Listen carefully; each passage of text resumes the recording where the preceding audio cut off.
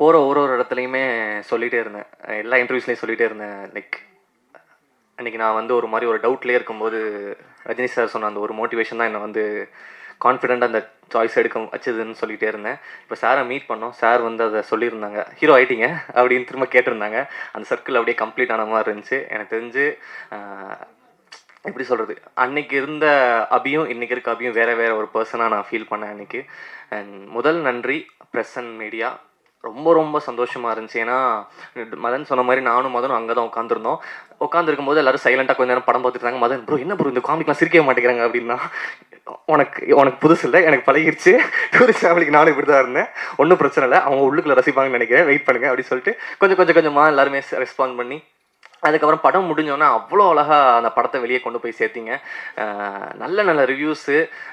மதனே வந்து ப்ரோ என்ன ப்ரோ இப்படிலாம் எழுதுறாங்க அப்படின்னா, ஆமாம் அப்படி தாங்க, அவங்களுக்கு பிடிச்சிச்சுன்னா அப்படி தான் பண்ணுவாங்க, நல்லா கொண்டு போய் சேர்த்திங்க. எல்லாருக்கிட்டையுமே வந்து இப்போ கூட சார் கூட காமிச்சாங்க, ஹீரோ கதாநாயகனை பார்த்தவுடன் பிடிக்கவில்லையா அப்படின்னா பார்க்க பிடித்துள்ளது அப்படின்னு பார்த்துருந்தாரு.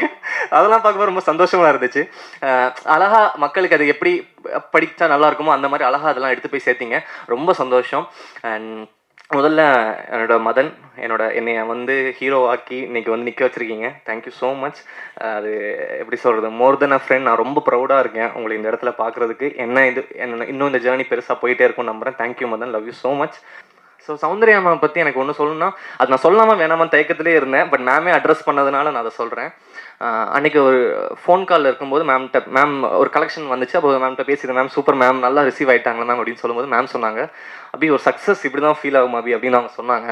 அது சொல்லும்போது எனக்கு அவ்வளோ சந்தோஷமாக இருந்துச்சு. ஏன்னா மேம் வந்து நிறைய இடத்துல அவங்க ஜென்யூனாக சிரித்து சந்தோஷப்பட்டு நான் நிறைய இடத்துல பார்த்தேன். மேம்கிட்டே நான் சொல்லியிருக்கேன், மேம் உங்களை இப்படி பார்க்கவே ரொம்ப சந்தோஷமாக இருக்குது மேம் அப்படின்னு சொல்லியிருக்கேன். என்னை வந்து நம்பி என்னையும் பயங்கரமாக புஷ் பண்ணி அப்படி நீங்கள் ஸ்டார் நீங்கள் நம்பணும் அப்படின்ற மாதிரி என்னை வந்து என்றைக்குமே மோட்டிவேட் பண்ணி இன்றைக்கி நான் ரொம்ப கான்ஃபிடென்ட்டாக இருக்கேன் மேம். நான் அதை மனசுக்குள்ளே எடுத்துக்கிட்டேன். தேங்க்யூ.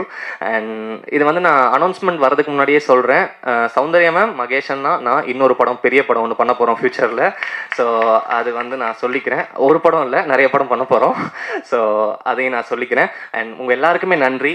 தமிழ்நாட்டில் மட்டும்தான் ஒருத்தர் வந்து புதுசாக யார் வந்தாலுமே வந்து அவங்களுக்கு எந்த பேக்ரவுண்ட் இல்லைனாலும் சரி, அவங்கள வந்து ஹீரோவோ எதுவோ நீங்கள் வந்து அக்செப்ட் பண்ணிக்கிறது வந்து நம்ம ஊரில் மட்டும்தான் ரொம்ப அதிகமாக நடக்குது. அது காரணம் ப்ரெஸ் மீடியா அண்ட் தமிழ்நாட்டு மக்கள். உங்கள் எல்லாருக்குமே ரொம்ப நன்றி. தேங்க்யூ. என்றைக்குமே கிரேட்ஃபுல்லாக இருப்பேன். Thank you so much. தேங்க்யூ.